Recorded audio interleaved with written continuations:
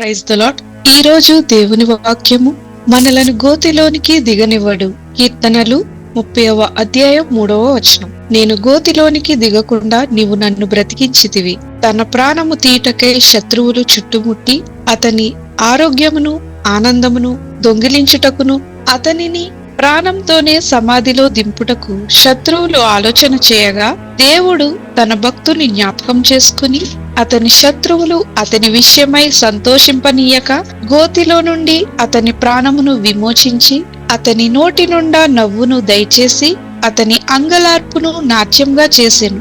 మనము ఆయనకు మొరపెట్టిన ఎడల ఆయన మనలను కూడా విమోచించును. ప్రార్థన.